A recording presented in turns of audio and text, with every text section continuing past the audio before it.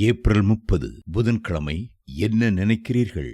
பரிசேயர் கூடியிருக்கையில் இயேசு அவர்களை நோக்கி, கிறிஸ்துவை குறித்து நீங்கள் என்ன நினைக்கிறீர்கள்? அவர் யாருடைய குமாரன் என்று கேட்டார். மத்தேயு 22:41-42. ஆசிரியர்கள் மாணவர்களுக்கு கற்றுக் கொடுக்கும் போது மாணவர்களிடம் அவர்கள் கேட்கும் கேள்விகள் அவர்களை சிந்திக்க வைக்கும். அதற்கு பின்பு கற்றுக் கொடுப்பது எளிதாயிருக்கும். அதுபோலவே இயேசு கிறிஸ்துவும் தம்மை பலமாய் எதிர்த்தவர்களும் எப்பொழுதும் குற்றம் கண்டுபிடிக்கிறவர்களுமான பரிசேயர்களிடம் பல கேள்விகளை கேட்டார். கிறிஸ்துவை குறித்து நீங்கள் என்ன நினைக்கிறீர்கள்? அவர் யாருடைய குமாரன் என்பதே அந்த கேள்வி. இஸ்ரவேல் ஜனங்கள் தங்களுக்கு ஒரு மீட்பர் வருவார் என்று எதிர்பார்த்திருந்தார்கள். மேசியா என்றால் பிதாவினால் அனுப்பப்படுகிறவர் என்று அர்த்தம். கிறிஸ்து என்ற வார்த்தைக்கு அபிஷேகிக்கிறவர் அல்லது அபிஷேகம் பண்ணப்பட்டவர் என்பது அர்த்தமாகும். இம்மானுவேல் என்பதற்கு தேவன் நம்மோடு இருக்கிறார் என்று அர்த்தம்.